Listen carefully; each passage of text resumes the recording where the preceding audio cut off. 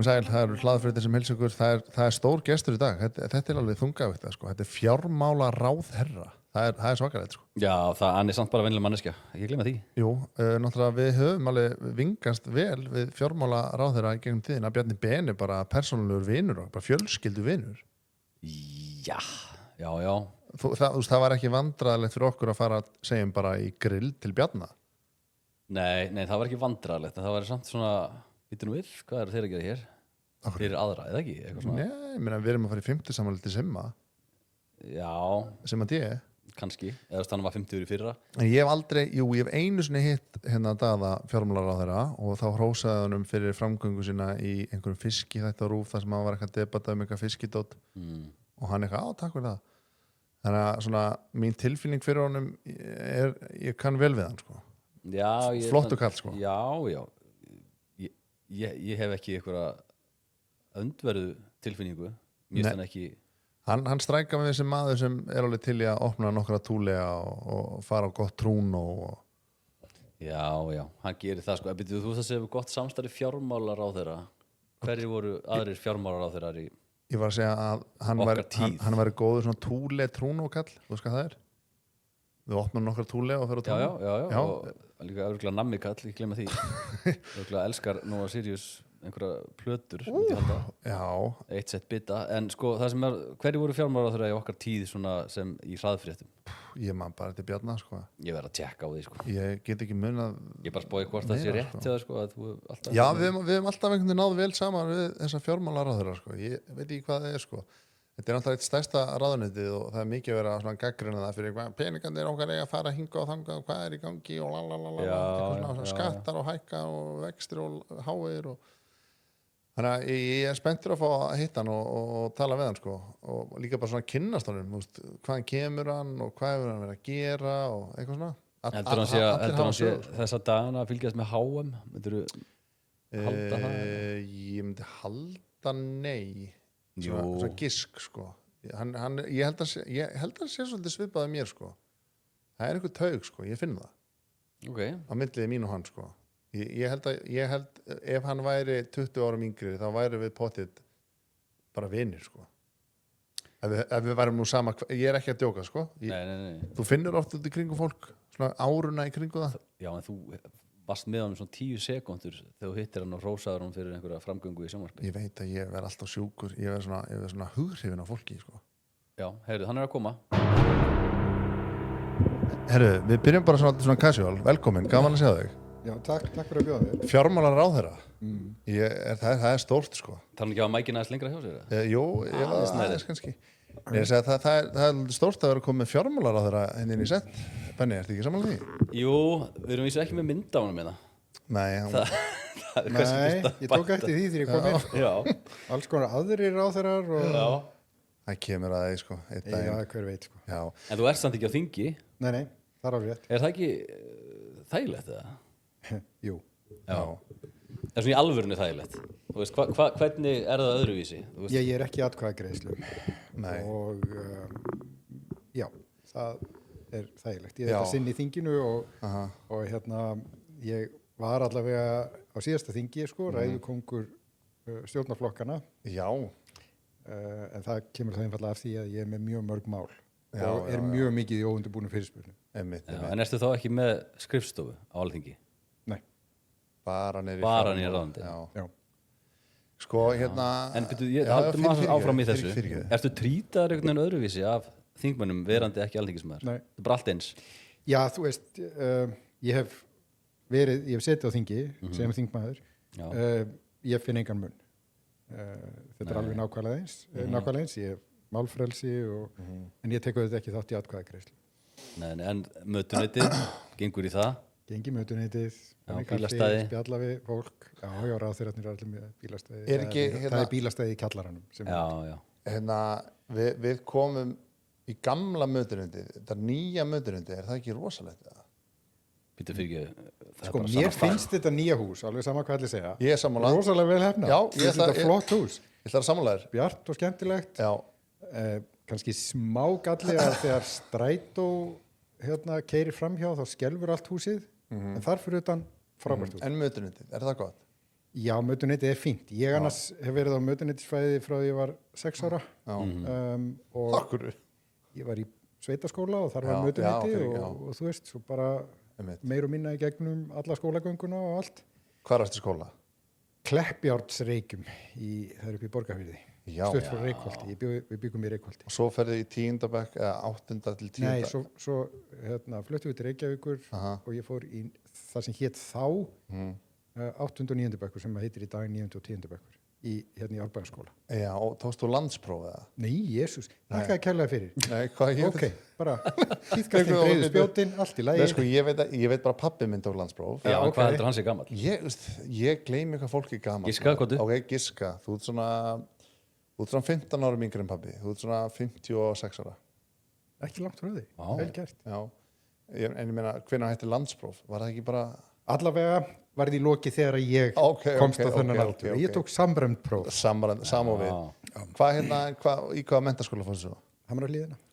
MH-ingur? Já, Já, ég hef ekki giskað á það, sko. í alvöru. Já. Nei, maður hefur giskað á að fjármálaráðherra væri úr Vestló eða MR. Já, ok. Þetta er engin hróki, þetta er meira Nei, svona ég er alveg að lesa þig, þetta er Já. allt í lagi. Já, ég veit alveg hvaða ímynd MH hefur. Já, Já. Varstu þá svona tónlistaþengjandi, leiklistaþengjandi, varstu skapandi sem krakki og unglingur eða? Nei, ok. Var ekki leiðilegt ég má þá? Sjáðu þessa 10 putta, allt þumalputtar. Já, ok. Nei, þetta var svona bara ákvörðun. Mér langaði ekki í hverfiskólan sem er MS Já. og ég var með nógu góður einhvernir til að geta bara valið Einmitt. og ég fór í MH. Já. Já, Að geta valið á einmitt, sko. Það var þá. Það var þá einmitt, sko. Já. hvað Gast þú gast valið Vestló eða ekki? Og þú fékkst... Hvað krakkar geta alveg valið Já, menntaskóla? ég veit að en þú veist það er svo mikil eftirspurn í, skilur, skólana að þú fær ekki inngöngu.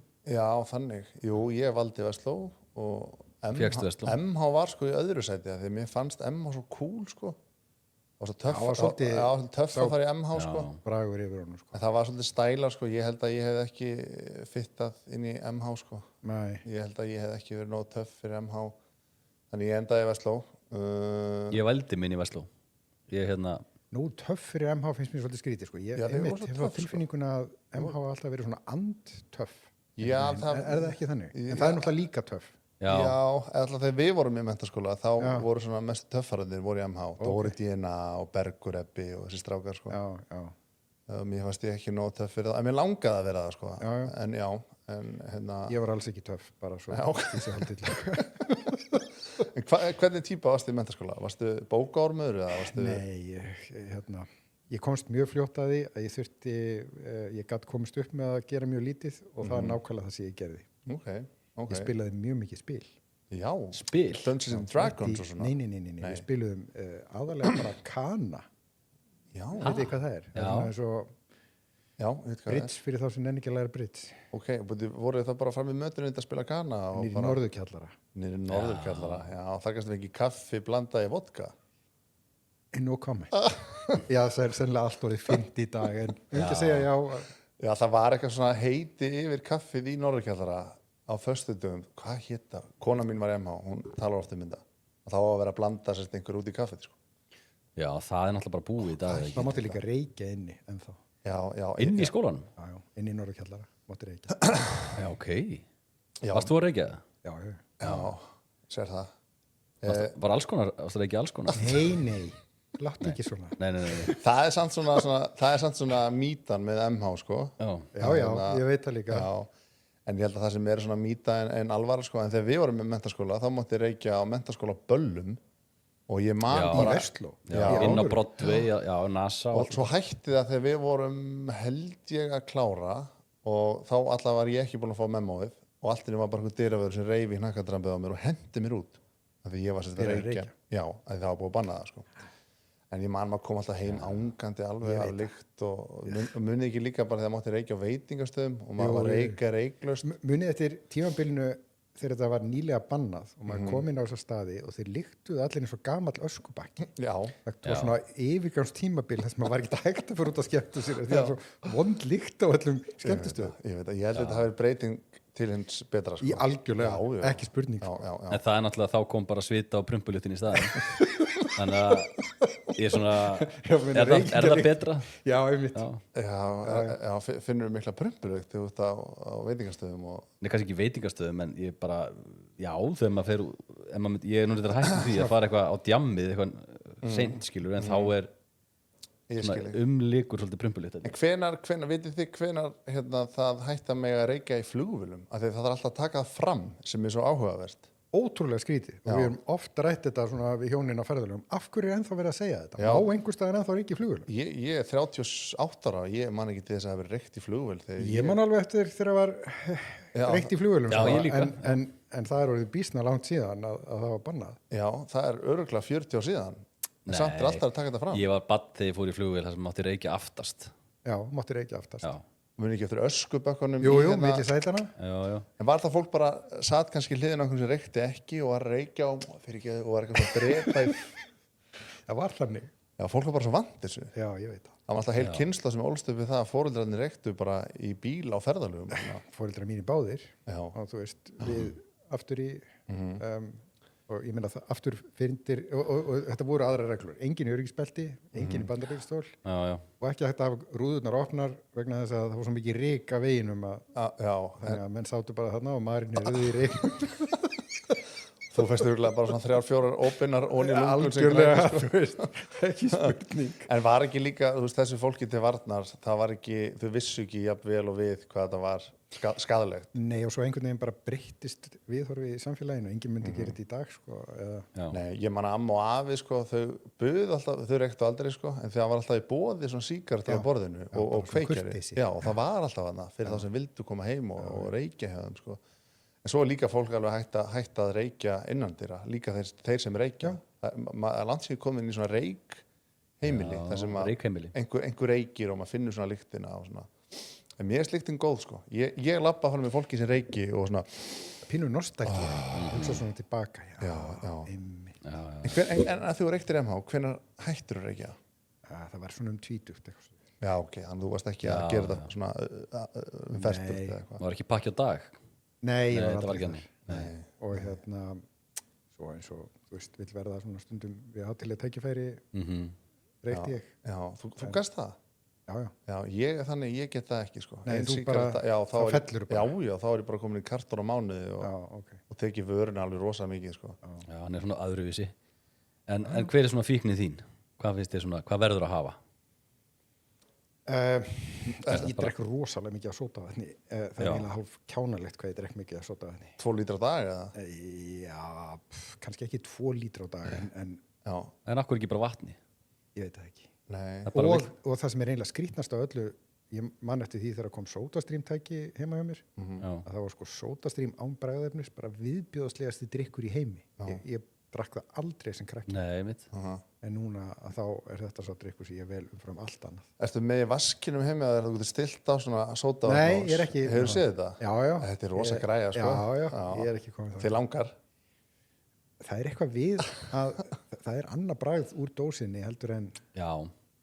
Þú veist. Ég er sammála. Við erum með svona nýri vinnu, svona gósvél og hún er fín og ég nota hann mjög mikið. En það er svona eitthvað öðruvísi við álið. En er ekkert svona sem þetta taka með þér út í daginn eitthvað svona, þú verður að hafa á þér eitthvað snjallúrið eða... Nei, ég geng aldrei með úr, ég hætti að ganga með úr fyrir alveg bara mörgum áratugum síðan að pirraði mig alltaf. Já.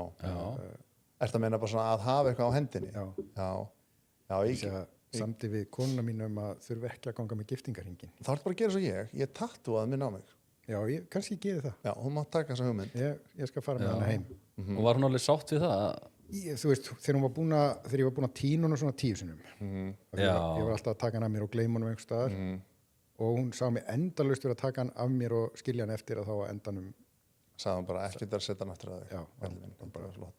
Ertu svona þrágikall, svona með svona föt og miða og svona... Já, ég hef ekki mikið, ég legg ekki neitt ekstra mikið á mig. Óþægindi er ekki það sem ég vil lifa við. Nei. Þannig klippir alltaf miðan af svona...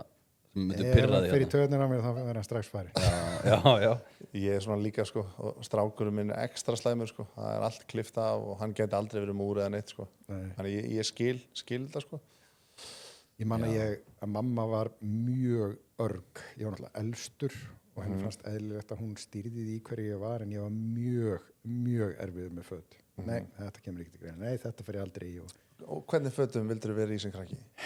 Bara einhverju þægilegu. Gúmmiskóm og joggingbuxum. Þannig á jólunum það er erfitt að koma þér í fínu fötum. Mjög erfitt. En hvernig er þetta núna í þinni vinnu? Alltaf þarf það að vera einhverjum jakkafötum og þetta ger ég fyrir þjóðina. Þannig að þetta er ekki svona normið þitt. Nei. Ef þú væri ekki í þessari vinnu, þá væri þú ekki klæddur svona. Þetta er bókstaflega að endurnýja fataskápinn þegar ég fekk þessa vinnu. Í alvöru? Já. Það er rosalegt. Já, vá. En mættur ekki samt vera bara í joggingala inn í ráðuneytinu? Eða er það ekki vel séð? Jú, en þú veist, það er ákveðin svona standard á embættinu. Já. Og mér finnst ekkert óeðlilegt að ég sinni því, lifi í samræmi við það. Bindi hafði ég ekki gengið með í mörg ár. Komst til dæmis að því þegar ég varður á þeirra að öll bindin mín dutt úr tísku fyrir 15 árum síðan og það er alveg eðlilegt að því ég hef ekki keypt bindi í 15 ár. Já, en svo fara bindi svolítið í og úr tísku. Ég man þegar við vorum að byrja að mín voru bindi. öll allt og breið. Já, það er komið aftur í tísku núna. Nú, þannig ég geti bara að dusta ríki á gónubindum. Mjóubindin, lakrísbindin eru off. Já, en þetta er eitthvað svona Of þykk kannski, eitthvað svona 70s þykk. Nei, þú veist, en ekki ég fekk alveg skilabóð að ég þyrfti nú að fara og kaupa mér ný bindi. Það væri líka eitthvað skrítið, eða ekki, að sjá þig í joggingalla inn á skrifstofu. En núna þegar þú ert þekktur svona, ég sé þig ekki fyrir mér bara í einhverjum kósiföllum. Það er ótrúlega skrítið vegna þess að ég er sko frægur fyrir það að vera svona frekar illa til fara alltaf. Og fyndið. Og ítrekka búið kvart yfir því. Ég gekk alltaf í flíspeysu, það er það sem ég fannst best að vera í. Já, eðlilega. Og mikið búið kvart yfir þessari flíspeysu og hún var mjög fræg. Og endanum að þá gaf ég unglegarhreyfingu Viðreisnar flíspeysuna og þeir buðu hana upp og seldu hana fyrir 50.000 krónur. Já, hún fór á svo mikið. Já, hún var líka orðið mjög fræg. Já, geðveikt. Já. En hvernig byrjar þessi vegferð hjá þér að fara í pólitík og hafa skoðanir á hlutunum og eitthvað svona frasa og arkast út í hlutina? Eins og mjög margt í mínu lífi, röð tilviljana. Ætla aldrei að gera þetta. Nei, en hvað gerist? Sko, þetta hefur verið sennilega 2014, eitthvað sluðis, 13-14. Þá var ég svona frekar ósáttur við þegar að Evrópuvegferðinni var hætt og fór að mæta og fundi hjá Benedikt Jóhannesinni að hann var áðurinn að stofna í Viðreisn og var eiginlega bara með honum í þessu og var svona pínu landlaus í pólitík og hugsaði sem svo að ég myndi svona ljá þessu lið þú veist á bakvið tjöldin einhvers staðar og það var mitt plan og var í því í nokkur ár, svo varði ég sviðsforseti á háskólanum og þá eiginlega hentaði ekki að vera í mörgum hlutverkum en svo þegar ég hætti sem sviðsforseti 2020 Sviðsforseti? Já, það skilur enginn utan háskólans, stjórnskipulag háskólans en hann er sem sagt í 2 lögum, það eru deildir og deildirnar heyra undir svið og sviðin heyra undir rektor. Benni var í háskóla, Benni, þú lítur að skilja það? Nei. Þannig að nefnið með deild við háskólanum stjórnmálafræðideild heyrir undir félagsvísindasvið og ég var forseti í félagsvísindasvið. Já, þá skil ég þetta miklu betur. Þannig að þú varst í kennarastörfum áður og ferðinni þetta? Ég var í kennarastörfum áður en ég var sviðsforseti. Sviðsforsetastarfið er bara stjórnunarstaða, þannig að ég var ekkert í kennslu í 7 ár. Lærður þú kennaran eða? Nei. Þannig eftir MH árin þá fer ég hagfræði? Nei, þá fór ég í bændaskólan. Bændaskólan? Og ég ætlaði að verða dýralæknir. Sóttum, komst ekki inn, það þurfti maður að sækja til útlanda, það var svona einhver kvóti á Íslendingum og ákvaða að taka einhvern undirbúning sem væri gaglegur og fór í bústadeildina á Hvanneyri, sóttu svo aldrei aftur í dýralækningunum og kláraði það bara. En dýralækningar, af hverju vildur það? Vildur þú bara bjarga dýrum? Ég veit það ekki, þetta var svona einhver hugmynd. Sigur Ingi, hann er dýralæknir. Og Árni Mattísen. Árni Matt. Þannig að ég hefði verið þar svona, þú veist, með þeim, í góðum hópi, en það varð ekki. Þú varst nú dýralæknarlegur svona. Já. Ég hef alveg kastaði í hlutverki bíómynd sem dýralæknir. Já, þakkaði fyrir. Já. Ég er eins og ekki við sem ég hef orðið góð dýralæknir. Jú. Og líka bara læknir. Já. Það var ennþá lélegri læknir. Já, en ok, svo bara, hvað, fer ég hagfræði eftir þetta? Já, svo var þetta svona tilviljun, það vantaði alltaf kennar að kenna hagfræði upp á Hvanneyri, búist að ná með svona blanda af alls konar. Og hann Jón Sigursson sem var rektor upp á Bifröst og var einu sinni formaður Framsóknarflokksins og síðan Seðlabankastjóri og alls konar kom að kenna hagfræði og það var svo skemmtilegt að ég ákvað að beygja aðeins tók nokkra kursa, einhverja 2 í hagfræði við háskólan og fór svo í framhaldsnám í hagfræði út í Noregs og svo ætlaði ég að koma heim en þá bauðst mér launustaða í doktorsnámi og launin í doktorsnámi út í Noregi voru hærri heldur en launin í vinnunni sem ég var búin að tryggja mér hérna heima. Ég skil. Ég fór í doktorsnám af því að það var betur borgað. Og hvar varst í Noregi? Oslo? Nei, Ási. Ási? Já, þar háskóli sem heitir í dag Lífvísindaháskólinn, norski Lífvísindaháskólinn, en hét þá Landbúnaðarháskólinn. Landbúnaðarháskólinn. Ós, já. Er þetta langt frá Oslo eða? Nei, svona hálftíma akstur fyrir sunnan Oslo. Og fílar Noreg? Já, það var næsta spurning sko. Af því að við hefum svolítið talað um þessi leiðileg. Já, algjörlega, þú veist, og okkur leið mjög vel þar.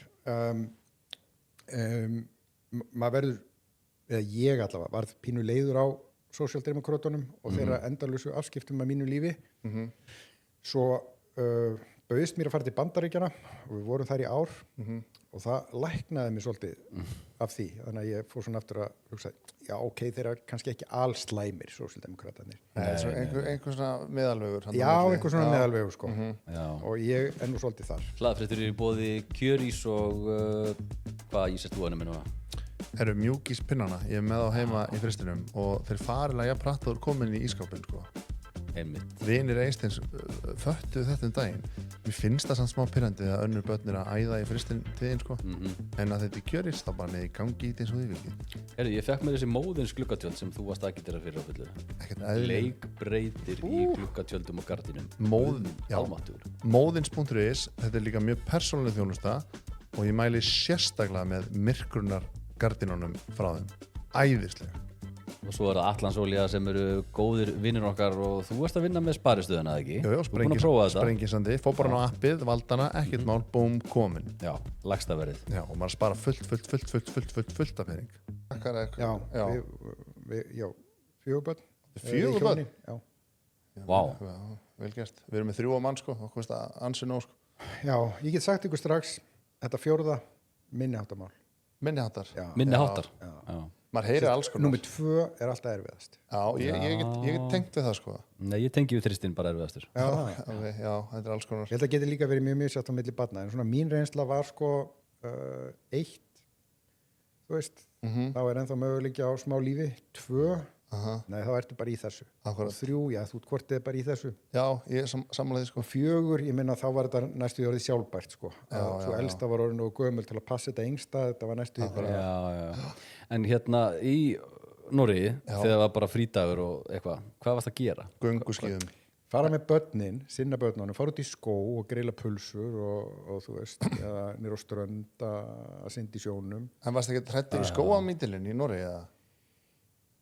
Sko þá þegar við vorum var mítilinn ekki komin á okkar svæði. Þegar við byggum í Bandaríkjunum, kona mín fekk Lyme disease, að beita hana svona mítil. Er það ekki komið til að vera út æfina ef maður fær það? Jú, losnar aldrei við það. En ef það er gripið nóg snemma þá verður ekki veikur. Já, er maður bara með Lyme disease alltaf bara inn í sig? Ég held það sko, já. Ef það er gripið nóg snemma allavega þá verður engin svona langvarandi áhrif. En eignuðust þið börn í Noregi eða? Eitt af börnunum mínu. Hvernig var svo upplifun? Og svipuð á Íslandi sko. Nema náttúrulega, þið vitið, allt var betra. Skilur orlofið lengra barnabætunar hærri. En orlofið heima en orðið ansi langt. Já, þetta var árið 2000 sko. Þá var ekki til feðraorlof held ég á Íslandi allavega árið 2000. Nei. En fekkst þú orlof út í Noregi á þessum tíma? Já, gaman. En var það mánuður eða? 2 ef ég mann rétt. Þetta var ekkert þannig að þetta voru 12 mánuður ef ég mann rétt og 8 voru bara fyrir konuna og 2 voru sameiginlegir og 2 voru bara fyrir kallinni eða eitthvað svoleiðis sko. Ég tók allavega bara lágmarkið. En þið hljótið nú að hafa tekið upp skíðamennsku, veist þið bygguð í Noregi svona lengi? Algjörlega, ég lærði á gönguskíði í Noregi og skauta, ég hef aldrei verið á skautum. Gönguskíði, það er sport sem ég skil ekki. Á hverju myndir ekki bara frekar renna það niður fjall í staðan fyrir að labba eftir einhverjum stíg? Hefurðu prófað það? Nei.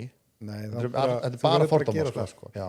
Af því að það, ég veit það ekki, það er eitthvað svona frelsi við þetta og svo var þetta mjög stór hluti af menningunni á föstudögum að þá fór Sólveig eldstöð og til mín með sem sagt pulsur í skólan af því að þá fór á gönguskíðum á gönguskíðum í skólan og því að þá fór allur bekkurinn á gönguskíðunum út í skó að grilla pulsur.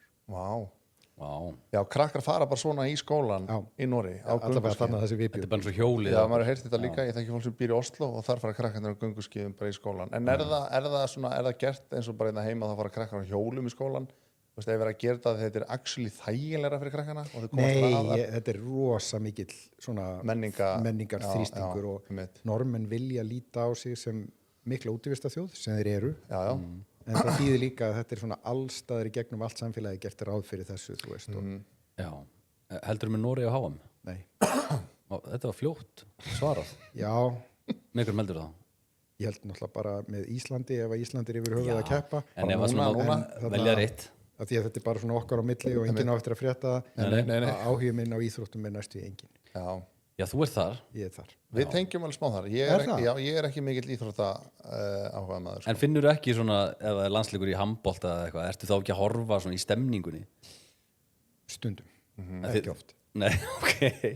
Bara helst bara vilt þá bara fara inn að spila frekar inn í herbyggi. Ég er ekki áhuga maður. Nei, ég verði það sko. Ég svona Þetta er samt mjög vandræðilegt. Já, ég hef lent í vandræðum momentum líka sko, en þú ert ekkert að skammast þín fyrir það sko. Þetta er vandræðilegt svolítið vandræðilegt einmitt á svona vinnustað, það sem er einhver svona stemning að vera að betta.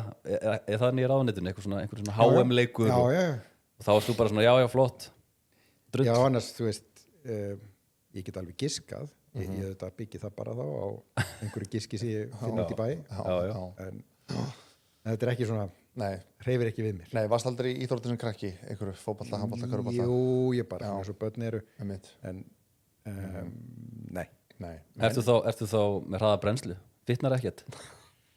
Ég vil að veri bara svipaði núna í svona 40 ár sko.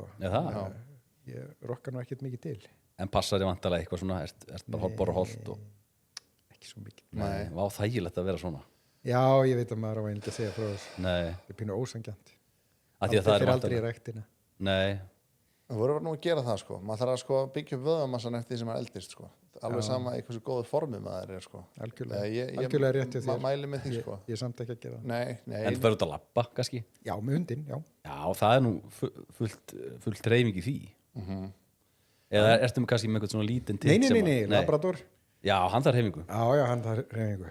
En finnst þér ekkert svona úr einu í annað, svolítið erfitt, nú ertu fjármála ráðherra, fólk hefur væntanlega sterkar skoðanir á þér og hvað þú ert að gera í þessu ráðuneyti. Finnst þér það stundum ekki svona overwhelming, svona, hvað er hann að gera þetta nýja, helvítis? Varðandi svona, þú veist, það sem fólk leifir sér að skrifa á internetið, þá forðast ég nú bara einfallega að skoða það.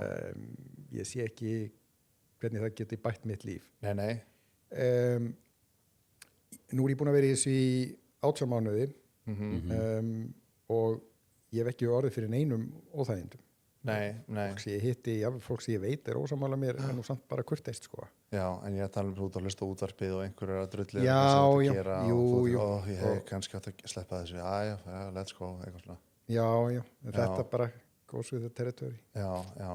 Ég ímynda mér þetta sem mjög erfitt sko. Þetta er ekki auðvelt. Nei, einmitt. Það er það það pínur sko. Skráp og ég hef svo sem sagt það, ég fein ég er ekki yngri. Nei. Já. Því ég veit ekki... Maður verður svona kannski minna meðvirkur eftir sem maður eldist, er þetta að meina það?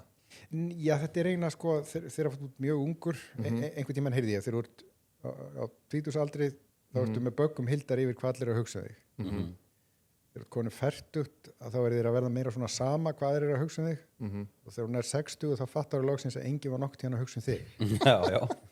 Þetta er mjög góð spengi sko. Ég er svolítið að nálgast það. Já, það er bara svona, þú veist. Já, ég er nú hrósaði fyrir þetta áður en ég horfði á þarna þáttinn þar sem þið voru að debata þú og Heiðrúnum hérna fiskidótið þarna.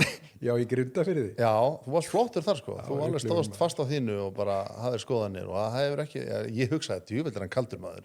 Mæta fólkinu hana og vera eitthvað að þrasa um eitthvað. Já, ég pínu hostæl salur en sko allir kurteisir og ég fjallaði heilmarga þarna og ég veit alveg þeir eru ósammála mér en við getum samt talað saman. Já, og þið finnst það ekkert mál? Nei, hann fallega við líðræði maður að gera vera ósámála. En eins og bara þú varst að tala um hann að eitthvað 2013 eitthvað og eru ósáttu með að vera hætt við eitthvað ESB eitthvað vegferð. Já, það var þegar að þeir settu bremsu á. Já, var það okkar maður Sigmundur og Bjarni. Hérna, hvenær kemur þessi svona ESB áhugi, svona Evrópu áhugi? Er það bara Já, sko, þetta er ekki sérstakur Evrópu áhugi. Ég er mjög ákveðið þeirra skoðunar að því opnara sem Ísland er, því betra er að búa á Íslandi. Og ég hef bara farið í gegnum Íslandssöguna og alltaf þegar Ísland hefur verið lokað, hefur verið erfitt að búa hérna og þegar Ísland er opið er gott að búa hérna og það er eiginlega bara alveg augljóst af hverju það er. Við framleiðum mjög lítið af því sem að okkur langar til að kaupa. Við þurfum að flytja eiginlega allt inn og til þess að geta flutt inn þá þurfum við að geta flutt út. Þannig að við framleiðum mjög fáa hluti og fáum móti mjög marga hluti. Svo er það líka þetta að og það er nú kannski sérstaklega núna upp á síðkastið að þessar breytingar sem að verða í alþjóðakerfinu eru Íslandi óhagstæðir. Ísland hefur þrifist geysilega vel í því sem hefur verið kallað frjálslinda alþjóðakerfið sem að komið var á eftir síðari heimsstyrjöldina. Og þetta eru þá stofnar eins og Sameinuðu þjóðirnar og Alþjóðabankinn og Alþjóðagjaldeyrissjóðurinn og Alþjóðaviðskiptastofnunin þar sem að gilda bara reglur það hvernig samskipti þjóða fara fram vegna þess að við getum ekki þvinga vilja okkar upp á neitt. Við erum algjörlega háð því að aðri gerir bara samninga og hendar okkur rosalega vel að vera inn í svoleiðis kerfum. Og þessi stefnubreyting sem hefur orðið hjá bandarísku stjórnvöldum að byrja að beita viðskiptum sem þvingunarúrræði hendar Íslandi afleitlega og þá borgar sig ennþá frekar að tryggja okkar hagsmuni með því að vera í hóp með líkt þenkjandi þjóðum og hérna hvort það er Evrópusambandið eða einhver aðrir, þið vitið er bara svona opin spurning en það er það sem býðst okkur og þar eru ákveðna stofnanir, við erum komið langt í því ferli hvort þið er í gegnum EES-samningin en aðalmálið er það að okkar hagsmunum er betur borgið í apparötum þar sem að gilda reglur samskipti vegna þess að við getum auðveldlega fundið lögfræðing til að verja hagsmun okkar en við erum ekki með her til þess. En þú komst að þessu bara frekar snemma eða hvenær Já, sko, þetta er held ég á margan hátt bara grundvallar viðþorf. Þú veist, ég elska Ísland, ég vil hvergi annars að búa og við getum farið yfir það, sko, af hverju flutti ég heim, af því ég þurfti þess ekki neitt. Nei. En af hverju gerir það? Það bara römmur svo taug, sko, og ef ég á að vera alveg hreinskilinn, ég er nú ekki frægur fyrir að vera skemmtilegur, en Jesús Kristur, það tapast mikið í þýðingunni. Hafið þið séð myndina hérna, Lost in Translation. Mjög stór hluti af persónuleikanum mínum verður þýðist ekki þú veist, húmorinn og þetta eins og fórst í Ameríku og svona, er það að meina það? Já, og sérstaklega í Noregi En þóttur bara leiðilegur í Noregi? Nei Já, allavega þurrari minna skemmtilegur Mér stóð ekki leiðilegur, sko Það er líka bara heilmikið af svona kultúral referensum, svona menn, þú veist, sem að er ekki tægt að þýða ég meina, engin normaður horfði á palla í stundin okkar, sko. Nei. Þú veist, það er ekki hægt að segja brandara sem tengjast einhverju sem er sér íslenskt og það er ótrúlega mikið af þessu sem glatast í þýðingunni. Algjörlega. Þannig að maður er ekki sami einstaklingurinn Nei, maður finnur það þegar maður smáltóka. Á ensku, norsku og íslensku. Algjörlega, sko. Þannig að en það er líka bara að reyna loftið og eitthvað. Já, og svo hef ég mjög gaman útivist og hérna jeppaferðum og það er eiginlega bara ekki hægt í Noregi. Norðmenn er bara með algjört bann við allir í notkun vélknúin ökutækja utan þar til gerðra vega sem eru sérstaklega merktir. Já, en ef Ísland er svona frábært, þá hugsa maður eitthvað svona af hverju þá er að raska því og fara inn í eitthvað nýtt? Ég held að við séum ekki að raska því, ég held að við höfum bara oft í sögunni þurft að standa frammi fyrir þessum spurningum, bæði í ákvörðunum sem vörðuðu sjálfstæðið, það skipti okkur miklu máli, einmitt til þess að geta nýtt okkur það frelsi til að taka ákvarðanir fyrir okkur, en líka við erum stofnfélagar í NATO, okkur gengum við þar inn, það vegna þess að þar var bara hópur af þjóðum sem var tilbúið að láta reglur gilda það hvernig vörnum væri háttað. Við gengum í EFTA 1970, við tókum upp EES-samningin, við erum hérna félagar í Sameinuðu þjóðunum, við erum í Alþjóðaviðskiptastofnuninni og það er vegna þess að svona stofnana umgjörð hentar Íslendingum. Síðan er það þá spurningin með Evrópusambandið og það var auðvitað rætt 1970 hvort að það væri góð hugmynd. við komumst að þeirri niðurstöðu að við gengum með EFTA frekar en Evrópubandalagið eins og það leit út þá. En þetta alveg samskonar ákvörðun. Bara hvar eru hagsmunir Íslands barnanna minna til lengri tíma best tryggðir. Það sem við höldum í okkar getu til að taka sjálfstæðar ákvarðanir og hafa okkur málum eins og okkur finnst henta, en erum varin fyrir ofríki stærri ríkja í til dæmis viðskiptum. En hafið aldrei pælt í að vera bara 51. fylgi Bandaríkjanna? Hefur það aldrei svo með það? Nei, það hefur aldrei auðvitað verið rætt. Í fyrsta lagi þá myndi það þýða algjört að við verum að afsála okkur algjörlega sjálfstæði. Já. Og rík í Bandaríkjunum eru bara í allt annari stöðu heldur en þjóðir innan Evrópusambandsins. Það sambærilegt. Tungumálið en við erum svo lungin í ensku strákurinn minn hún brennandi í ensku það væri samt margir Íslendingar sem eru smá svektir ef íslenska væri ekki lengur opinbert tungumál á Íslandi ég held að stjórnmál í Bandaríkjunum séu Íslendingu býsna svona hvað ég segja framandleg það er deilt hluti sem við veltum ekkert fyrir okkur nei.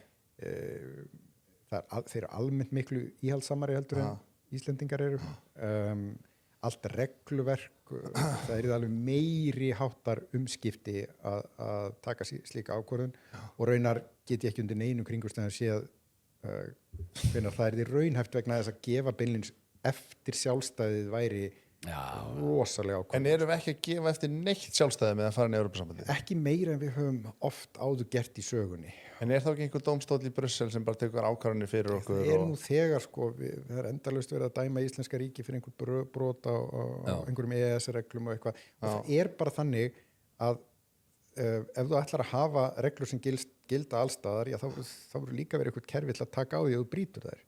Þannig að við erum þáttakendur í alþjóð mannréttindadómstólnum mannréttindadómstóli Evrópu og sakamáladómstólnum og það þýðir og hefur þýtt í gegnum tíðina að Íslenska ríkið hefur ítrekað verið dæmt fyrir brot frægasta dæmið maðurinn sem var tekinn fyrir ofhraðan akstur og hann var sem sagt tekinn dæmdur og sektaður af sama aðilanum sem var sem sagt brot á þrískiptingu ríkisvalds en þá var fyrirkomulagið þannig að sýslumenn dæmdu og þetta var til þess að við breyttum stjórnsýslulögunum hjá okkur var þetta slæmt? Er slæmt að gera svona? Ég held ekki, ég held þetta í þessu felist réttindi fyrir íslenska borgara sem eru mikilvæg. Við erum bara gallin við þetta Evrópu tala allt núna að það er að beigja meir í sikur áttina. Kemur einhver og kemur rosa góð rauk fyrir að segja nei og ég auðvitað. Svo kemur einhver rosa góð rauk fyrir að segja já og þá þannig að ég er alveg lost í þessu. Ef þú getur komið með einhver góð rauk fyrir að segja nei í þessari fyrstu atkvæðagreiðslu hefði ég mikinn áhuga að heyra þau vegna þess að fyrstu atkvæðagreiðslan snýst bara það að við fáum að sjá samning. Já, svo heyrir maður eitthvað svona, það er ekki bara það, þá fer þetta lengra og þá er búið að plata okkur inn í þessa vegferð og maður já, ok. Eins og Norðmenn, tvisvar, þeir var tvisvar sinnum hafna samningi og ég kannast nú ekki við annað en að þeir séu bara ennþá alveg sjálfstæðið sko. Og þú veist. Og það fyrir líka bóði heimkaup.is, fáðu túlegin, sendan ískaldar heimadýrum. Það er bara leikbreytir í þessu að fá gósið sitt kallt og við erum búið Ormsson og þar ætla ég að mæla með sjónvarpunum Samsung sjónvarpunum, þau eru gjörsamlega geggju ég er með eitt slíkt heima á mér, þú ert með eitt slíkt heima á þér bestu sjónvarpun bara svo sammála, endinga góð og frábær. Hver er þín uppáhalds bónbúð? Skeifan er að koma sterk inn en ég er náttúrulega mikill grandakall. Já, þekkjur hana bara geðveikt vel, getur bara labbað á milli bara að rekkana og... Já, hún er bara í minninu, í vöðvaminninu. Nei, en erum við þar að narratífan í samfélaginu nú er bara að kasta þessu upp er þetta svona, er stemning fyrir Evrópusambandinu, upplifir þú það? Það held ég að sé voðalega erfitt að búa til ég held þetta snúast á endanum aldrei beinlínis, þetta er ekki svona stemmingsákvarðanir þetta er svona ákvarðanir sem þú tekur horfandi til langtíma hagsmuna og þið áttu ykkur alveg á því þetta er pínu sérstakt að sé þessi atkvæðagreiðsla vegna þess að NATO-aðildin EFTA-aðildin, EES-aðildin, ekkert að því fór í þjóðaratkvæðagreiðslu. Þingið tók bara ákvörðun það. En gæti þingið núna bara tekið ákvörðun bara hefði? Já, en ég held að þetta sé bara miklu lýðræðislegra og mér finnst eins og ég segi, þetta eru hagsmunir barnan okkar við eigum að fá að segja eitthvað um það. En hefðu þið hafnað NATO og EFTA? Það var rosalega andstæða við NATO. Já, var það, já. Já, ég mótmæli og Austurvelli og það var voru sýndar nýlega myndir sem fundust, nokkra fréttamyndir það sem að táragasi varpað út á Austurvöll og konur með barnavagnar hlaupi burt og þið munum kannski ekki til því það voru mótmælagöngur Keflavíkurgöngurnar maður nú sé myndir af því og svona var meiri hluti, ég veit það ekki. Nei, þetta segja kannski. Ég held að sjó seint að velta því fyrir sér.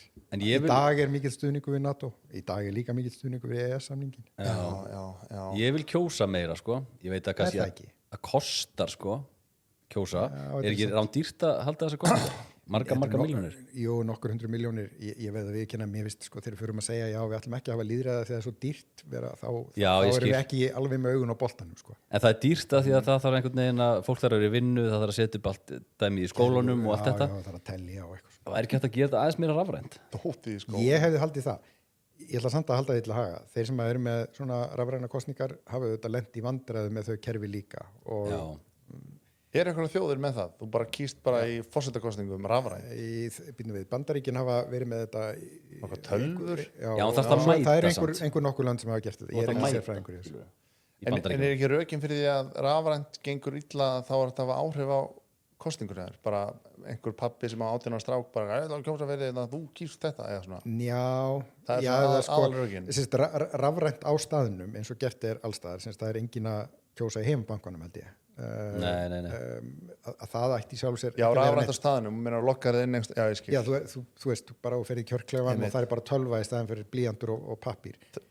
Myndu þetta flýta fyrir talningunni og alls konar svona, en það er það með öryggið á þessum kerfum og það einhvern veginn að fysiskt setja miðan í læstan kassa sko, býr til ákveðna tilfinningum öryggi sem ég held að menn óttist svolítið að myndi glatast ef þetta væri bara ít og takk í tölvu og þú fyrir að hugsa, ok, trist í örugglega tölvufræðingu sem samtið þetta kerfi, skilur við. Ég held kannski að það sé spurning líka hversu stóra kostningar og mikilvægar eru, eins og bara ESB setja í kassa, eitthvað minna, mér dettur ekki akkurat í hug núna. Sviss gera þetta mikið. Já, þeir eru mikið með þjóðaratkvæði.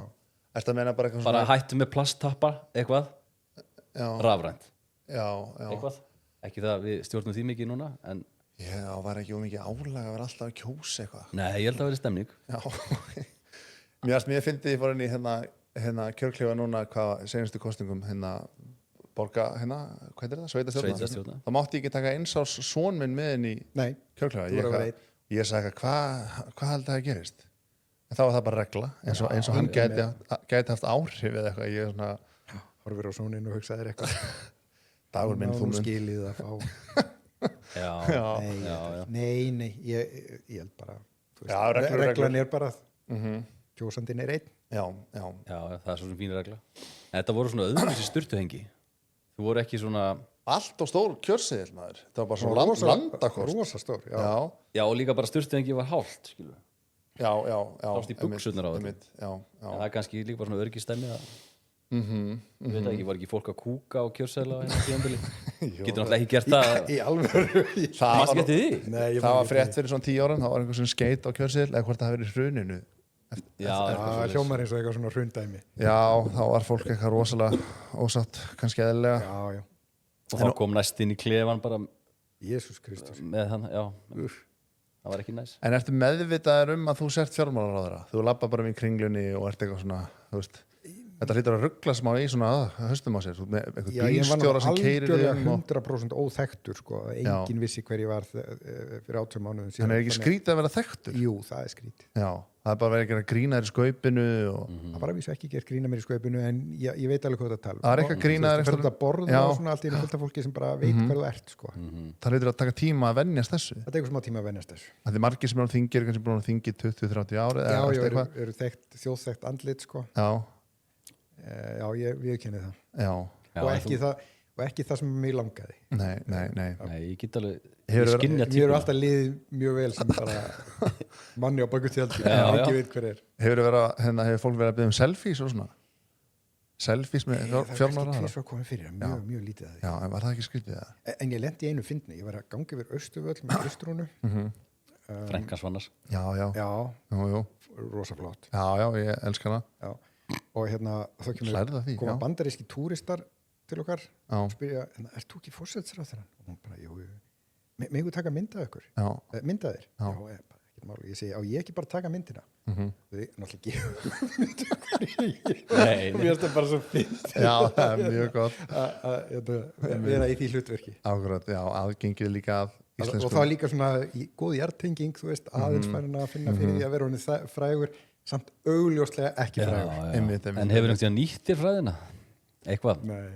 Fremst í röð eða? Nei. Og mér finnst það eiginlega vandræðilegt, þú veist, að vera yfir höfuð þekktur. Nei, ég bara, það er eitthvað í mér. Ég er mjög mikið á móti allir í sérmeðferð. Já. Og afþakka hana alltaf því ég get.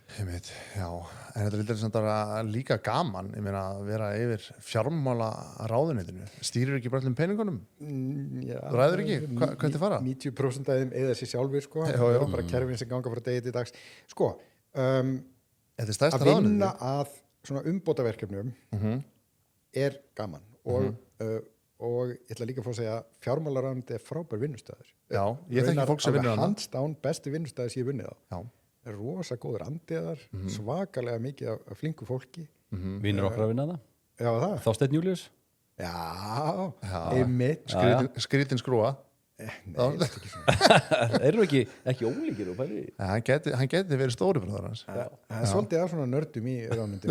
Þannig að ég er algjörlega mikið eins og ég sé heima hjá mér, sko. Akkurat. Já, hann er góð vinnustæður og svona góður andi. Já, og svona eins og náttúrulega sletta eftir svona sense of purpose, veist. Maður finnur það ekki í háskólanum. Það er meira svona amaba sem bara svona flæðir sko, mjög margir að tói ólíkar áttir. Þarna er meira svona, við erum hérna með verkefni og við ætlum að leysa það. En fer allur peningurinn okkar inn á okkur debitreikning hjá fjármálaráðuneytinu og svo getið þið honum niður? Þetta er flæði, sko. Þannig að tekjurnar koma ekki í einu slump, það er bara að berast svona smám saman yfir árið. Þannig að, já, þú veist, þetta er einn liður á því sem fjármálaráðuneytið gerir, að passa upp á að það sé alltaf til fyrir reikningum. En getur þú bara opnað einhvern reikning og séð bara, hérna eru 100 trilljarðar inn á? Við erum sem sagt með reikning í Seðlabankanum sem aðal reikningur ríkisins. Og er það bara eitt reikningur eða? Já. Og maður getur bara séð töluna nákvæmlega bara hvað íslenska ríkið á mikinn pening? Já, svona í stóra samvíkinu. Svo eru við náttúrulega svo eru alls konar stofnanir og alls konar aðeila með aðra reikninga. Það eru stóru tölunar. Hefur séð reikning? Hef ég opnað heimabanka ríkisins? Nei, ég hef aldrei gert það. En ég hins vegar fæ skýrslu einu sinni í mánuði lausafjárstöðu ríkisins eins og það heitir og þar kemur fram hvað við eigum. En ertu með aðgang að hann? Nei. Hver er með aðgang að hann? Er það bara Ásgeir? Nei, það er bara starfsfólk í ráðuneytinu og hjá fjársýslunni. Gæti faktist séð einhver millifært inn á sig af þessum reikning? Nei. Stólið á honum í rauninni? Það væri ekki hægt, tæknilega séð? Sko, sennilega í einhverja sekundur getur við gert það en það kemur mjög fljótt upp. Ok. Það er ekki verið að gera það. En trúar á geimverur? Ég veit, þetta er randspurning. Nei, þú bara það. Já, sko.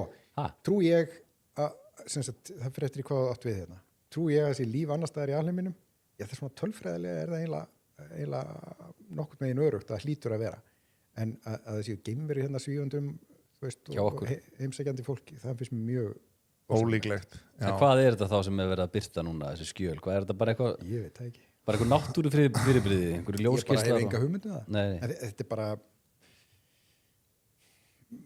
sem hegðun meika lítinn sens, sko. Og sko það er bara þannig að fjarlæðirnar eru bara svo svakalegar og hérna meðan að ekkert bendir til þess að hraða takmarkið sem felst í ljóshraða sé brjótanlegt, þar sé allt bendir til þess að það sé óbrjótanlegt hraðatakmark, að þá er bara það að fara á milli stjarna svo tímafrekt, svo erfitt, það er eiginlega bara, getum eins sagt að vera ekki hægt. Nei. Já. Ekki okkar físík, skilurðu? Nei, en eins og ég segi, sko það er ekki eins og, við erum svo langt frá því einu sinni að ná mörkunum sem við vitum meira þarna, sem er ljósræði, að hérna, já, ef einhver er komið þangað, jú, hann smá sen, sko, en fjarlæðirnar eru bara svo stjátfræðilega. Já, það er svo þannig. En mér langar að ræða mér þetta fjármálaráðuneytið, því mér finnst það í alveg áhugaverð, sko.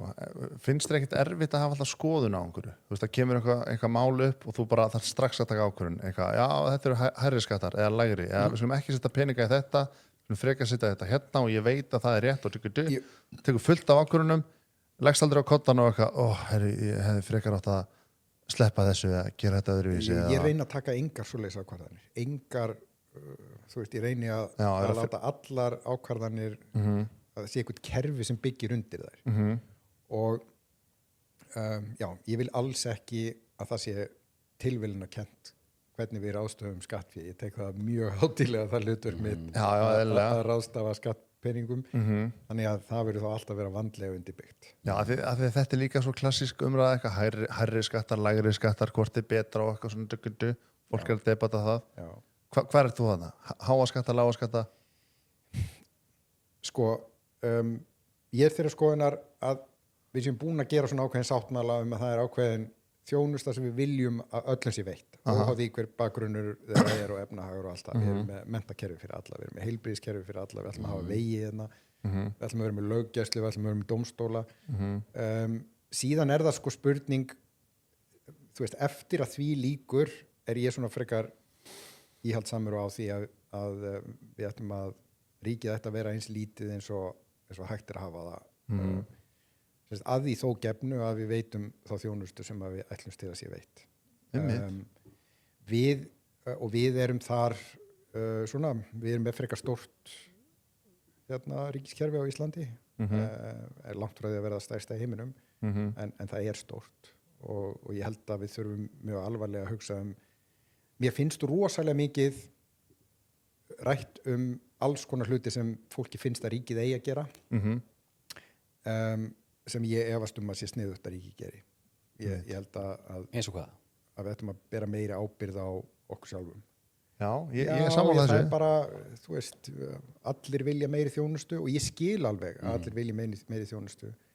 En á endanum er það þannig að það verður að vera öflugt atvinnulíf sem heldur uppi allri velferðinni og því stærra sér ríki verður, því erfiðara verður að vera hér með öflugt atvinnulíf af því að skattbyrðin á því verður svo há. Og þess vegna held ég við eigum að nálgast öll verkefni, svona ný verkefni að mikill íhaldssemi. Og hugsa að er alveg örugt mál að það sé nauðsynlegt að ríki geri þetta. Og svo er ég ekki rosalega hrifinn af umfangsmiklu regluverki. Ég held að afskipti ríkisins af borgurum megi að vera eins takmörkuðum sem mögulegt er og það sem ég óttast alltaf mest. Ég er ekki að nefna nein dæmi íslenska stjórnmálamenn í þessu samhengi, bara almennt séð er svona forsjárhyggja stjórnmálastéttarinnar að þeir viti betur hvað þér fyrir bestu en þú sjálfur. Það finnst mér skrítið. Já, ég get alveg verið sammála þessu sko. Þannig að þú myndir taka, ef fólk myndir segja nei við atkvæðagreiðslunni í ágúst, þú bara tekur því? Já, ég tek því. Og bara ég er bara flott, áframgak. Og ég, þú veist, erindi mitt og viðreisnar í pólitík er miklu stærra heldur en þetta. Veist, við höfum, okkar barátta hefur verið einmitt fyrir því að fólk hafi frelsi og svo kannski það sem er svona stóra málið að pólitískar ákvarðanir séu teknar á grundvelli almannahagsmuna og ekki sérhagsmuna. Hvað lærið þið? Þú nefndi stjórnmálafræðan. Já, ég lærið það. Þannig að almannavalsfræði, public choice theory, sko, hún segir okkur að hættan við pólitíkina er að þröngur hagsmunahópur nái að sannfæra hann að ganga sinna erinda og það mótmælir enginn vegna þess að hagsmunir hinna eru svo litlir. Þú veist, að þá að gefa frjálsum podcasturum ríkistuðning 100 milljónir á þátt. Þú veist, kemur og þið farið að berjast fyrir því að þessar 100 milljónir, þetta er svo lítil upp að þó að allir podcastararnir fengju þetta, að sko fyrir hvern venjulega skattborgar er þetta bara einhverja krónur eða aurar og hann nennir ekki að fara á stað að mótmæla. Það er hættan svo að séu teknar ákvarðanir sem eru góðar fyrir sérhagsmununa á kostnað almannahagsmununa og það er svolítið svona vandamál í bara stjórnmálum almennt í heiminum. Og þetta er eiginlega, þetta er oft satt að sé markasbresturinn á einum pólitíska vettvangi að pólitíkin er viðkvæm fyrir þrýstingi sérhagsmunahópa. En okkur sá ég einhverstaðar eitthvað svona gif á netinu, það var verið að grína þér að þú verið að taka svo mikið af skattaföllum. Ég sá eitthvað svona AI skets með þér. Já, var það? Já, eins og Ok, þú var ég eitthvað ekki svona séð taka skattinn eitthvað. Já, ég menna, þú veist, ég er auðvitað í forsvari fyrir fjármálaráðundið og ríkisskattstjóri er undirstofnun fjármálaráðundsins, þannig að það er ekkert skrítið og ég hef auðvitað þurft að taka alls konar ákvarðanir sem að augljóslega eru ekki frábærar fyrir þá sem að fyrir þeim hafa orðið en svo er ég líka mjög þeirra skoðunar að það að reka velferðina með lánsfé er það sama og ætlast til þess að börnin þín fjármagnana og það gengur heldur ekki upp sko. Þannig að þið veitir þessi áhersla á að hérna ná rekstri ríkissjóðs í jafnvægi sem að hljómar okkur slæðilega snýst það að ríkisfjármálin séu sjálfbær og raunar er ég þeirra skoðunar að við þyrftum að vera með lægri skuldir ekki vegna þess að það sé eitthvað kappsmál út af fyrir sig heldur vegna þess að kæmi hérna eitthvað stort áfall annað eldgos hrun á fiskistofni eitthvað stort að þá þarf ríkissjóður að geta tekið lán til að auka í stuðningin við samfélagið fjárfesta í einhverju eða eitthvað að gera og þá besta tryggingin fyrir að ríki geti það alltaf er að skuldastaðan sé hófleg og þetta er ógeðslega leiðileg en mjög mikilvæg. Nei, mér finnst alls ekki leiðilegt. Nú erum við fullt af börnum og við erum að sína ábyrgð með þetta. Maður er alltaf að læra eitthvað nýtt sko. Þegar maður er að hitta eins og núna fjármálaráðherra og þú nú lærður í faginu, þú ert stjórnmálamenntaður. Já. Ég var alveg með þessa kenningu á hreinu sem var vitni, ég er bara alveg með þetta stjórnmálahagfræði sko. Þetta er nú alveg skynsemistal. Ég get nú alveg verið nokkuð sammálaður, það sem ég segja. En minnkar báknið á Íslandi eða fyrir mjög SB? Ég held að út af fyrir sig þá leysum við engin vandamál hérna heima önnur en svona ytri skilyrðin með inngöngu í Evrópusambandið. Ef að eins og það verið talað um það hérna, vinnumarkaðsmódel okkar er brotið, það lagast ekki við inngöngu. Króatar voru enda við að taka upp evruna, þeir eru ennþá með jafngalla vinnumarkaðsmódel og við og það er vandamál hjá þeim. Við myndum þurfa að laga það alveg óháð því hvort við förum inn í Evrópusambandið eða ekki. Þú veist, það er líka þetta með viljum við reyna að skera meira niður. Það er okkar eigin mál að ákveða það. Og kannski það eina sem að ég tala alltaf fyrir, allstaðar það sem ég fer á fundi erlendis er einföldun á regluverki.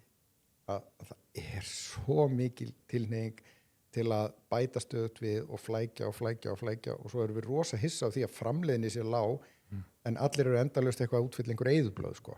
Þú veist, þetta er hættan. Þarna þurfum við bara að standa í lappirnar og við höfum svo sannarlega búið til okkar eigin flækjustíu hérna heima sko. Já, ég hugsa bara náttúrulega við sem erum með svona lítil börn og ég held að eina svona, sem fólk á okkar aldrei hugsa er bara hvernig geta lánin verið lægri, hvernig getum við eignast húsnæði Já, og það myndi náttúrulega breytast töluvert mikið, ég meina það er það eina sem að allir eru sammálum sama kortir eru með á móti Evrópusambandinu er að við inngöngu og upptöku evru og þá myndu vexti lækka og ég er svona mjög efins að það sé sniðugt að vera með sjálfstæðan gjaldmiðil og þú veist það er efni í lengri umræðu en það eru mjög augljósir gallar við það Þetta getur lofaði að vextir lækki Já, það bara getur ekki farið öðruvísi sko. En hækkar það ekki bara verða húsinu á móti? Ja, sko það getur haft þau áhrif allavega til skemmri tíma en svo er það líka þannig að ef við þurfum eða hvað sé, hvernig við orða þetta ef að framboð húsnæði er ólítið að þá mun að leiða til hækkunar á húsnæði eins og er það bara þannig að það kostar eitthvað ákveð að byggja hús ef að framboðið er í lagi að þá á það ekkert að þurfa að vera niðurstaðan ég ætla samt að viðurkenna það framboðið er ekki í lagi og við erum sko svo sannarlega Íslendingar ekki einir eða vestir í því en það er svona hafið heyrt hérna nimbíismi veit þið hvað það er hérna, not in my backyard kallaði nimbís fólk sem að skilur segir jú við þurfum að byggja meira bara ekki í mínu hverfi af því að þú veist það er eiginlega ómargir hérna nú þegar af því að þú veist hérna það þarf að reisa elliheimili bara ekki á lóðinni hérna bak við húsi mitt sko vegna þess að þú veist þar fer ég hérna á sumrin og og þú veist, fyrir út í móa með börnin og það má ekki gera það hér. Þetta er svona vesturbæjarhróki eins og Benni er með sko. Já, ok. Það er nú ekki mikið að grænum svæðum eftir það sko. Nei, allt í lagi. En og líka þessi svakalega, þú veist, það eru umhverfismat og það eru nándarkynningar og kæruferðlar og öll ferðlir og svo þung. Já. Og einhvern veginn endalaust verið að reyna að ná einhverjum pólitískum keilum hér og þar og sigla fram hjá alls konar svona, ég vil ekki hafa þetta hjá mér vandamálum og það hefur einhverju leiti lamað svolítið hjá okkur uppbygginguna. Þessu þyrftum við að breyta en það er ekki alveg einfalt. Nei, en það gerst andarum. Ertu útilegukall? Já. Vá, það komir óvart sko. En sem hann fljótur að svara? Já, ég held að hann verði alls ekki það sko. Vá, hann sagðist elska útivist aldrei átt tjaldvagn eða fellihísi eða hjólísi tjald. Alltaf bara í tjaldi. Við nefnilega erum að fara í okkar fyrstu útilegu núna melgina og erum, allavega ég, mjög stressaður. 3 börn, tjald, afstað. Við höfum aldrei gert þetta aður. Þannig að er eitthvað svona ráð sem við getum gefið okkur. Passið ykkur að tjalda nálægt sundlaug eða verið núna með ferðaklósett í bílnum eða ok, eitthvað svona. Þú veist, ég myndi segja að ef þú ætlar að sofa velja tjaldstæði mjög vel. Ég er ekki svona skipulega tjaldstæðatýpan. Nei, ég skil. Mikið fyrir það bara svona afvikinn stað. Það er ekki leyfi fyrir þannig stöðum? Það má ég bara... Já, það er svona, þú veist... ég skil, hvað það fara? Ekki ef þú ert ráðherra? Ég látt ekki svona. Það eru til bara staðir sem eru tjaldstæði en ekki svona vinsæl útihátíða tjaldstæði. Er það að meina að maður er með 3 börn með sér og það er kannski eitthvað djam og diggi og losna við það? Þú vilt það ekki. Það verður mjög fljótt, mjög þreytt sko. Númer 2, að taka bara skítastöðulinn sem er beitt heima og bara hendunum út gluggan og gleyma honum. Ég skil. Þannig eru bara 3 dagar þar sem allir með bara vera svolítið skítugir og rítulegir. Ef maður ætlar að reyna að halda sama standard og er heima í útilegunni, þá verður einhver mjög pirraður mjög fljótt. Ég skil, Ég myndi segja að það væri svona 3 daga frí frá því að allt sé í röðureglu og skipulagt. Og er það ekki hluti af bara beautyinu? Jú, og ekki ætlaður of. Ekki alltaf. Ertu bara í svona, þið erum alltaf með 7 börn, hvað sagðirðu? 4. Eða 7 bílar. Ég las eitthvað eftir 7 bíla. Þú átt ekki 7 börn. 4 börn. Hvað er það þá risastórt tjald eða? Já, en það er samt ógeðslega fyndið að þú veist, efnahagurinn þróast með öðrum hætti heldur en einhvern veginn, þú átt ekki pening þegar þú þarft pening. Þegar þú loksins átt pening þá þarft ekki lengur pening. Einmitt. Þannig að við erum núna komin í stærsta tjaldi sem við höfum verið í og þú veist, það er 1 barn eftir sem ennum með okkur í útilegur. En já, við vorum alltaf með svona eitthvað stórt tjald með fórtjaldi. En sko, það sem ég hræði smá, þetta er svo mikið að dóti. Þetta er tjaldið, þetta er dínan, þetta er stólarnir, þetta er allt leirtauið, þetta er sko ferðagrillið sem við erum að fara að taka með okkur, gaskúturinn. Nei. Það er næsti. Þú veist, kólapóki, 4 steinar, grillgrind, eiginlega sama gagn sko. Má meiri þóli með þið. En sveppóki, það má vera með sveppóka? Já. Ekki sæng? Dínu og sveppóka. Dínu og sveppóka, Kotta, mjög snemma því að það borgar sig að tróða þeim einhvers staðar. Það er betra að sofa en með kotta. Mér finnst það. Er það að taka bara kottan þinn að heiman með? Já, ég tek bara kottan með. Er það tempúrkottið eða bara vennilegur? Já, ég veit ekki. Er tempúr þá svona... Nei, er ekki svona leirkottið. Það er bara einhver vennilegur. En að velja undirlagi vel sem þú varst að fara að tjalda á. Er það ekki líka stórt nefnum sér með mjög góða dínur. Og hún var loksins þegar við erum komin á þennan aldur hjónin að þá erum við komin með dínur þessi skiptir eiginlega ekki máli hvar við tjöldum, en vanalega var það þannig. Vindsængur, gömlu góðu vindsængurnar koma sterkar inn til að vinna gegn ósléttu undirlagi. En nú styttist í ekki frí frá störfum eða ekki, fer ekki eitthvað frí? Jú. Já, og ætlar að fara eitthvað, gera eitthvað, tjalda eitthvað staðar? Já, við erum að fara á Hotstrandir, það er skipulagt. Svo ætlaði ég að reyna að komast eitthvað á fjöll, ég veit ég er að fara á Arnarvatnsheiðina með bræðrum mínum og systur, en svo vonandi einhverja útilögur í kringu það. Svo ætlaði ég að reyna að klára viðbygginguna við bústæðin sem ég hóf rétt áður en að ég varð ráðherra. Það hefur svona sorglega lítið gerst frá því núna síðustu 18 mánuði. Þú varst að segja það áðan við hófum upptökur og þú ert að leita góðum trésmið bara svo það komist þið út í kosmosin. Já, það er krossviður á gólfinu sem er sem sagt nótaður þannig að þú veist, hann læsi sér saman svo leiðis er víst ekki hægt að fá lengur og ég þarf að láta sér smíða svona fyrir mig. Þú þarft eitthvað Ég rosa. finna einhvern sem á góða freysvél og getur fræst svona Já, það mun pottið einhver hafa samband sko. já það má hafa samband við okkur og við getum haft samband við þetta Já. að því mér langar bara að vera með í ferlinu Já, að þetta er finna spennandi, einhvern fyrir þig sko. Já, og ég vil sjá myndir af þessu, þetta er klárt ég lofa því ef ég finna einhvern til þess að og svo vil ég boð í bústæðin í grillpartí fer nú ekki fram á lítið og stemningu það er að því gefnu að þú finnir einhvern fyrir mig til þess já, ég lofa því að nóta crossfit Herra, Það er- í lokinu, þú ert mjög skemmtilegur þú varst aðeins að Já. tala niður á hann og þú væri svo leiðilegur og eitthvað svona ég sagði að vera leiðilegur í norskri þýðingu já, ok, en þú ert mjög skemmtilegur maður og bara takk fyrir að koma Takk fyrir að bjóða og bara alltaf velkominn og Benni, vilt þú eiga lokaðurinn eða? við byrjum að heilsa Kristúnu Frænku mér ég skila því Já, takk og bless Takk.